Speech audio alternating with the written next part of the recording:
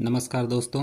इस video series में हम लोग पढ़ रहे हैं सामान्य विज्ञान के वैसे सभी महत्वपूर्ण प्रश्न जो रेलवे की विभिन्न परीक्षाओं में पूछे गए हैं। इस वीडियो में आप नए हैं तो कृपया इस चैनल को ज़रूर से ज़रूर सब्सक्राइब कर लें।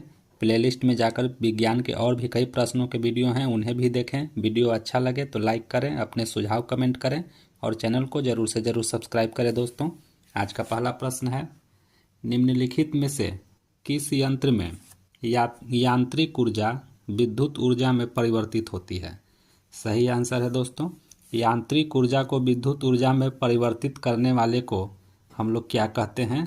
सही आंसर है, यांत्रिक ऊर्जा को विद्युत ऊर्जा में परिवर्तित करने वाले को हम लोग डायनेमो कहते हैं। दोस्तों, इसमें कोई भी ऑप्शन नहीं दिया गया है, इसलिए सही आंसर ऑप्शन डी हो जाएगा, इनमें से कोई नहीं।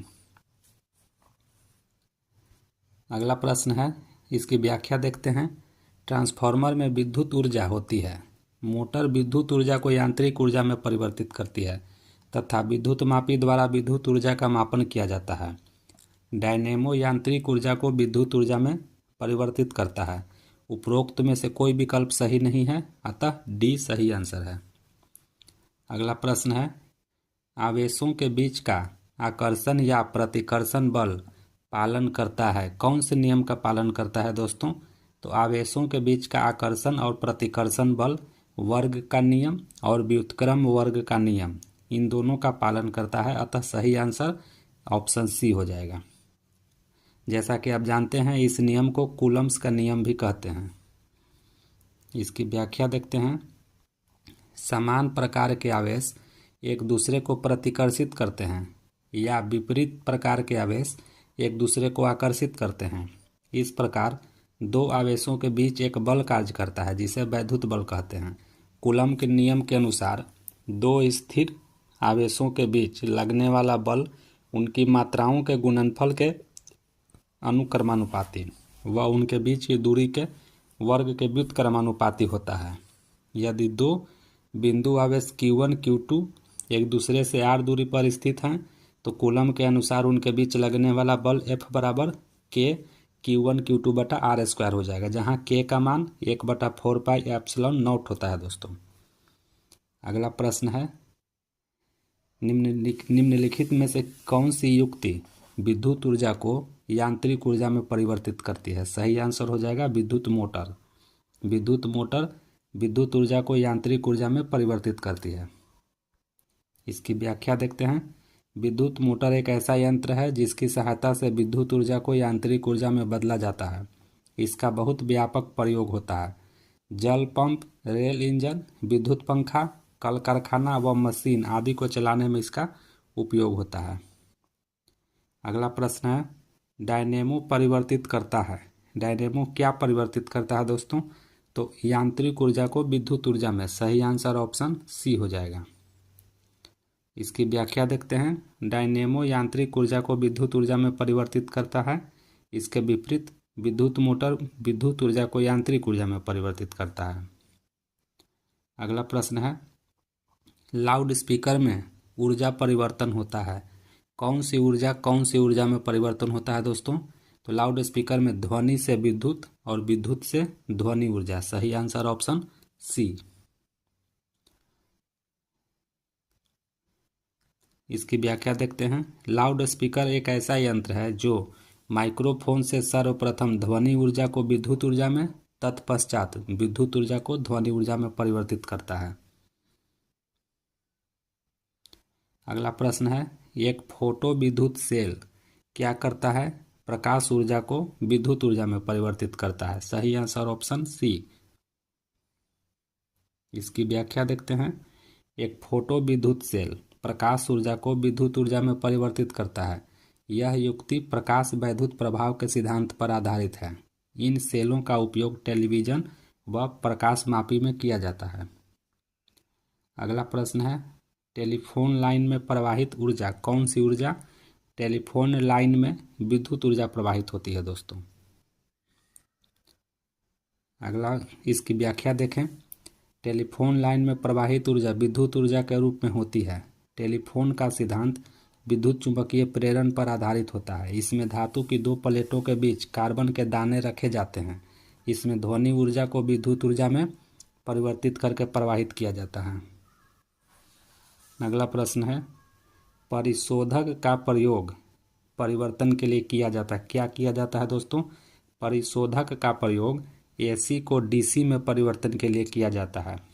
इसे हम लोग ऐसे भी पढ़ते हैं दोस्तों कि एसी से डीसी में परिवर्तन के लिए क्या किया जाता है? तो रेक्टिफायर का प्रयोग किया जाता है। सही आंसर डी। इसकी व्याख्या देखते हैं। परिशोधक का कार्य एसी को डीसी में परिवर्तन के लिए किया जाता है। विद्युत ऊर्जा को यांत्रिक ऊर्जा में परिवर्तन मोटर द्वारा, ऊष्मा ऊर्जा को विद्युत ऊर्जा में परिवर्तन तापायनिक प्रक्रिया द्वारा तथा उच्च वोल्टेज व निम्न वोल्टेज में परिवर्तन के लिए ट्रांसफार्मर का प्रयोग किया जाता है। अगला प्रश्न है, समान वैद्युत उपकरणों के लिए फ्यूज तार में निम्नलिखित गुण होने चाहिए। कौन से गुण होने चाहिए दोस्तों? तो यह निम्न गलनांक का मिश्र धातु होना चाहिए और पतला तार होना चाहिए। सही आंसर ऑप्शन 2 और 3, 2 और 3 दोनों सही हैं, तो सही आंसर सी हो जाएगा। इसकी व्याख्या देखते हैं। सामान्य वैद्युत उपकरणों के लिए फ्यूज तार निम्न गलनांक मिश्र धातु तथा तार पतला होना चाहिए, जिससे विद्युत परिपथ में अधिक धारा प्रवाहित होने पर यह गल जाए तथा विद्युत परिपथ सुरक्षित रहे। अगला प्रश्न है, बिजली की मशीनों में परत की हुई कोर का प्रयोग किया जाता है। क्यों? बिजली की मशीनों में परत की हुई कोर का प्रयोग किया जाता है। क्यों? क्योंकि इसका सही आंसर हो जाएगा दोस्तों एसी धारा क्षति को कम करने के लिए। सही आंसर ऑप्शन ए। इसकी व्याख्या देखते हैं। बिजली की मशीनों में परत की हुई कोर, जिसे लेमिनेटेड कोर भी कहते हैं, का प्रयोग एसी धारा क्षति को कम करने के लिए किया जाता है। अगला प्रश्न है, डीसी जनरेटर में ब्रश को हमेशा रखा जाता है। कहाँ रखा जाता है? तो डीसी जनरेटर में ब्रश को हमेशा मैग्नेटिक न्यूट्रल अक्ष के साथ रखा जाता है। सही आंसर ऑप्शन ए। यह असिस्टेंट ड्राइवर के परीक्षा में पूछी गई है। अगला प्रश्न है, डीसी जनरेटर का क्रांतिक प्रतिरोध आरसी होता है। क्या होता है? तो डीसी जनरेटर का क्रांतिक प्रतिरोध आरसी गति के समानुपाती होता है। सही आंसर ऑप्शन बी। अगला प्रश्न है, डीसी की अपेक्षा एसी का क्या लाभ है? डीसी की अपेक्षा एसी का क्या लाभ है? अर्थात डीसी करंट की अपेक्षा एसी करंट का क्या लाभ है? तो इसका लाभ यह है दोस्तों कि न्यूनतम शक्ति क्षय के साथ इसका संचरण लंबी दूरी के लिए किया जा सकता है। सही आंसर ऑप्शन डी। इसकी व्याख्या पढ़ते हैं। प्रत्यावर्ती धारा को पावर हाउस से किसी दूरस्थ स्थान तक ट्रांसफार्मर की सहायता से उच्च वोल्टेज पर भेजा जा सकता है एवं वांछित स्थान पर पहुंचने पर पुनः इसे निम्न वोल्टेज में परिवर्तित कर लेते हैं। इस प्रकार पारेषण में ऊर्जा ह्रास बहुत कम होता है और पारेषण लागत भी बहुत कम आती है। इसलिए डीसी का ट्रांसफार्मर की सहायता से इस प्रकार का पारेषण नहीं किया जाता। अगला प्रश्न है, निम्नलिखित में से कौन सा अवयव किसी इलेक्ट्रॉनिक परिपथ में डीसी को ब्लॉक करने के लिए उपयोग में लिया जाता है? डीसी को ब्लॉक करने के लिए दोस्तों धारिता का उपयोग किया जाता है। मैं आपको बता दूं, डीसी करंट को ब्लॉक करने के लिए कैपेसिटर, जिसे धारिता भी कहते हैं, कैपेसिटर का प्रयोग किया जाता है, क्योंकि कैपेसिटर से होकर के डीसी करंट प्रवाहित नहीं हो सकती है। एसी में एसी करंट कैपेसिटर से प्रवाहित हो सकती है, लेकिन डीसी करंट नहीं प्रवाहित होती है, इसलिए डीसी करंट को ब्लॉक करने के लिए इसका प्रयोग किया जाता है। अगला प्रश्न है, किसी एयर कंडीशनिंग प्लांट की क्षमता को व्यक्त किया जाता है किस चीज में? सही आंसर ऑप्शन सी, सीओपी में। अगला प्रश्न है, यदि विद्युत प्रवाह व वोल्टेज 90 डिग्री से फेज के बाहर है तो पावर कितना होगा? पावर 0 हो जाएगा दोस्तों।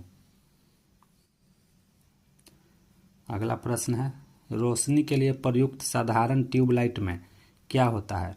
तो रोशनी के लिए प्रयुक्त साधारण ट्यूबलाइट में 2 फिलामेंट होते हैं और फ्लोरेसेंट पदार्थ व पारावाष्प भरा रहता है। सही आंसर ऑप्शन डी हो जाएगा।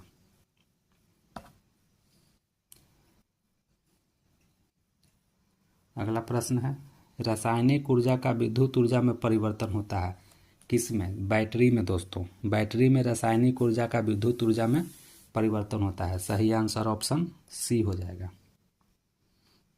अगला प्रश्न है, विद्युत उपकरण को क्यों भू संपर्कित किया जाता है? भू संपर्कित करने के कारण क्या है दोस्तों? तो सही आंसर है हमारा आघात से बचाव के लिए। इसको हम ऐसे भी समझ सकते हैं कि विद्युत उपकरण को ग्राउंड से इसलिए जोड़ा जाता है ताकि किसी कारणवश विद्युत उपकरण के बॉडी में अगर करंट आए तो आदमी को उससे आघात ना हो, इसलिए भू संपर्कित कर दिया जाता है। सही आंसर ऑप्शन बी। अगला प्रश्न है, स्थिर तापमान पर कंडक्टर में वहनशील तरंग दोनों छोरों के बीच के महत्वपूर्ण अंतर के अनुपात में है। इसको क्या कहा जाता है? इसको दोस्तों ओम का नियम कहा जाता है। आप लोग ओम के नियम पढ़े होंगे। इसी नियम को देखिए दूसरे तरीके से दिया गया है, लेकिन वास्तव में है यह ओम का नियम ही। तो ये था हमारा आज का मोस्ट इम्पोर्टेंट वैसे सामान्य विज्ञान के प्रश्न जो रेलवे के विभिन्न परीक्षाओं में पूछे गए हैं।